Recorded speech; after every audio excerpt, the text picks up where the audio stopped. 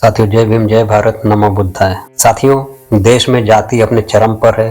अस्पृश्यता और जाति आधारित भेदभाव के अभिशाप ने पीढ़ियों से दलित समुदाय को बर्बाद कर दिया है और यह समकालीन भारतीय समाज की प्राथमिक चिंता बनी हुई है। बाबा साहब ने लिखी किताब शीर्षक वीजा की प्रतीक्षा प्रतीकात्मक है।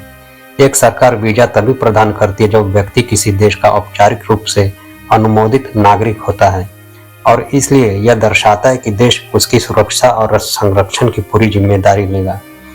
व्यक्ति वीजा की प्रतीक्षा इस प्रकार बताता है कि कैसे अछूत दलित समुदाय अभी भी न केवल भारत सरकार से बल्कि सामान्य रूप से समाज से भी स्वीकृत या स्वागत का इंतजार कर रहा है। बाहरी दुनिया जाति व्यवस्था के विशेष मामलों के साथ साथ अस्पृश्यता के इस विचार से अनजान है और अंबेडकर के अनुसार इस मुद्दों को अंतर्राष्ट्रीय दर्शकों को समझाने का एकमात्र तरीका उन्हें अस्पृश्यता के कुछ उदाहरण बताना है। वह कई दुर्भाग्यपूर्ण घटनाओं का जिक्र करके ऐसा करते हैं जिनमें से कुछ उसके सामने जीवन के अनुभवों से भी शामिल है। साथियों, पाठ के अध्याय में बाबा साहब अपने बचपन के भयानक अनुभवों को याद करते हैं। उन्हें और उनके भाई बहनों को किसी भी सहायता से इनकार कर दिया गया था क्योंकि वे अपने पिता से मिलने के लिए यात्रा कर रहे थे जो एक अलग शहर में थे, इस आधार पर कि वे अछूत जाति के थे। बाबा साहब को दलित बच्चों के प्रति अपने स्कूल की असहिष्णुता और भेदभावपूर्ण प्रथाओं की याद आती है जिसने उनके दिमाग पर गंभीर अमिट छाप छोड़ी। बाबा साहब के परिवार और समुदाय को उनके गृह नगर सातारा में नजरअंदाज कर दिया गया था, तिरस्कार किया गया और नफरत की गई और महज 9 साल की उम्र में वह इस तरह की अत्यधिक क्रूरता और उपहास का सामना करते हुए टूटा हुआ और बेहद आहत महसूस करते थे। हालांकि वीजा की प्रतीक्षा के अध्याय में अछूत समुदाय की असुरक्षा और असहायता के एक अलग आयाम के बारे में पढ़ने को मिलता है। कोलंबिया विश्वविद्यालय न्यूयॉर्क और लंदन स्कूल ऑफ इकोनॉमिक्स दोनों से स्नातकोत्तर अध्ययन पूरा करने और 1918 में भारत लौटने के बाद एक विद्वान और योग्य व्यक्ति के रूप में भी बाबा साहब को पता चला कि वे विशेष रूप से हिंदू होटलों द्वारा अवांछित है। जब वह बड़ौदा राज्य की सेवा के लिए वापस लौटे तो उन्हें कहीं भी आवास की अनुमति नहीं दी गई। वास्तव में बाबा साहब अम्बेडकर द्वारा अनुभव किए गए तीव्र अनादर और जातिवादी असहिष्णुता को सहना इतना कठिन हो जाता है कि यह उन्हें जगह छोड़ने के लिए मजबूर करता है। यह अध्याय इस बात पर एक सबक है कि कैसे धार्मिक मतभेदों और मानवतावाद के बुनियादी मूल्यों को पतन के माध्यम से जाति आधारित भेदभाव को बढ़ावा दिया जाता है। यह भी ध्यान देने योग्य बात है कि दलित समुदाय का एक बड़ा हिस्सा अभी भी प्राथमिक मानवाधिकारों से अनभिज्ञ है। उनके सदस्य अक्सर इस बात से बेखबर और बेहोश रहते हैं कि वे किस चीज से वंचित हैं और वास्तव में हिंदू जाति व्यवस्था के तंत्र उनकी भलाई के खिलाफ कैसे काम करते हैं। बाबा साहब के तीसरे उदाहरण में दलितों की अचेतन प्रकृति के कारण उन्हें एक खतरनाक दुर्घटना का सामना करना पड़ा। हिंदू तांगा वाला इस डर से अम्बेडकर को एक किनारे से दूसरे किनारे तक ले जाने से मना कर देता है कि इससे उन्हें अपनी गरिमा खोनी पड़ेगी। यह विशेष घटना पाठक को समस्या की गंभीरता को समझने के लिए बाध्य करती है। दूसरे से श्रेष्ठ मानने की धृष्टता अत्यधिक खतरनाक है और इसे तुरंत समाप्त करने की आवश्यकता है। भारतीय स्वभाव में असहिष्णुता और कट्टरता का अंतर्निहित रवैया औपनिवेशिक अधीनता का एक दीर्घकालिक परिणाम है जिसने पिछले 50 वर्षों से उपमहाद्वीपों में विकास की हर संभावना को रोक दिया है। बाबा साहब अम्बेडकर कहते हैं जो व्यक्ति हिंदू के लिए अछूत है वह अन्य सभी धर्मों के लिए भी अछूत। बाबा साहब अम्बेडकर बताते हैं कि अस्पृश्यता की इसी प्रथा में प्रकट होने वाली उत्पीड़न की प्रवृत्ति स्वाभाविक रूप से विभिन्न धर्मों में शामिल है। अशुद्धता और पापपूर्ण संदूषण के अंधविश्वास की ओर ध्यान आकर्षित करते हैं।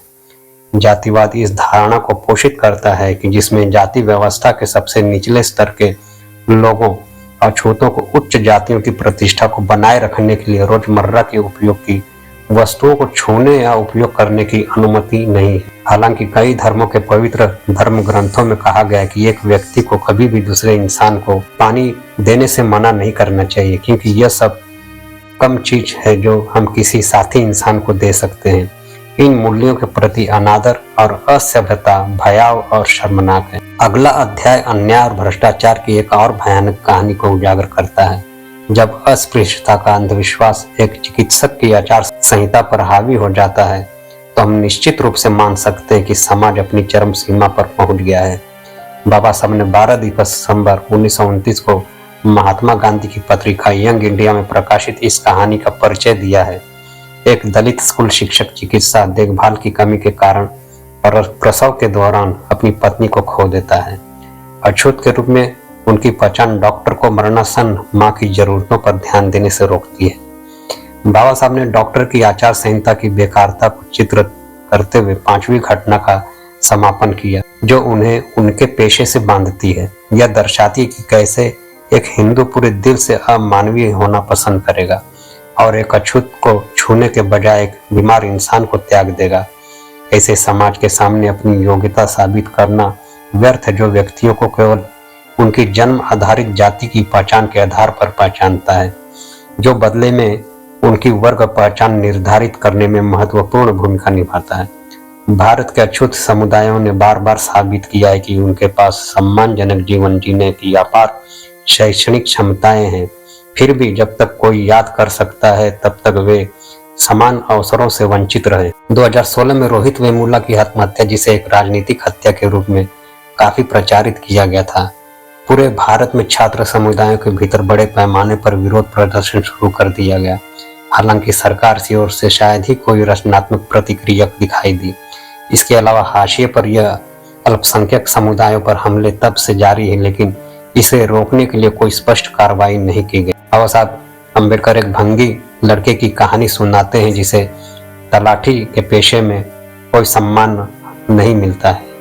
भंगी लड़के के लिए तलाठी के रूप में अपना काम जारी रखना व्यवहारिक रूप से असंभव हो जाता है जब गांव वाले उसकी जाति की पहचान के कारण उसकी बात मानने से इनकार कर देते हैं, जो कि अस्पृश्यता की व्यापक प्रथा और इसके पीछे मौजूद गहरे पूर्वाग्रहों का प्रत्यक्ष परिणाम है। भारत में सरकारी कार्यालय उनकी खतरनाक धमकियां लड़के को स्थायी रूप से अपनी नौकरी छोड़ने और मुंबई में अपने माता पिता के साथ बसने के लिए मजबूर करती है। शूद्रों और अछूतों के प्रति यह बेलगाम नफरत भारत के प्रारंभिक मध्ययुगीन काल में शुरू हुई। मध्यकालीन भारतीय ग्रंथों में भी यातना और दमन के प्रमाण मिलते हैं। महाभारत में कर्ण को द्रौपदी के स्वयंवर में भाग लेने से रोक दिया गया था क्योंकि वह चौथे वर्ण की संतान शुदा पुत्र था और इसे इस कार्य के लिए अयोग्य माना गया था। 1925 में साइमन कमीशन के सदस्यों के रूप में बाबा साहब अम्बेडकर ने अस्पृश्यता से संबंधित कई समस्याओं के समाधान में अपना सर्वश्रेष्ठ प्रयास किया। 1927 के ऐतिहासिक महार सत्याग्रह में उनके नेतृत्व ने भारत सरकार पर गहरा प्रभाव डाला और दलितों के लिए मौलिक अधिकारों को सुरक्षित करने का मार्ग प्रशस्त किया। बाबा साहब ने अपनी पुस्तक एनिहिलेशन ऑफ कास्ट में मनुस्मृति और पुरुष सूक्त के वैदिक छंदों जैसे हिंदू ग्रंथों की भेदभावपूर्ण विशेषताओं पर दृढ़ता से अपने विचार रखे। वेटिंग फॉर ए वीजा में अम्बेडकर की कहानी कहने की मनमोहक शैली अनुभव के पीछे सच्ची भावनाओं और कठिनाइयों को उजागर करती है। यह व्यक्ति को सदियों पुरानी धार्मिक हठ धर्मिता के से अवगत कराता है, जो लोगों को मानव शांति और स्वतंत्रता के अंतिम कारण से आंखें मूंद लेता है, जबकि बिना किसी वैध कारण के जाति समुदाय के बीच नफरत को बढ़ावा देता है और वैमनस्य फैलाता है। असहिष्णुता के साथ साथ असीमित बल के क्रूर प्रदर्शन के आज के समय में बाबा साहब अम्बेडकर जैसे लोगों ने ऐसे अभूतपूर्व कार्य किए हैं जो दुनिया भर में पढ़ने जाने और सराहने लायक है। साथियों, बाबा साहब ने अपने किताब में यह बताने की चेष्टा की कि दुनिया में जाति आधारित समाज कहीं है ही नहीं, फिर भारत में इसकी दरकार क्यों है। जाति व्यवस्था से राष्ट्र का निर्माण नहीं हो सकता है, अपितु इससे देश के नौजवानों को गुमराह करने के अलावा और कुछ नहीं। अतीत में हमारे बहुजन महापुरुषों से ने नारा दिया था, जाति तोड़ो समाज जोड़ो। बहुजन समाज को हमारे महापुरुषों द्वारा बताए मार्ग पर चलने की आवश्यकता है। साथियों, जय भीम, नमो बुद्धाय, जय पेरियार, जय फुले।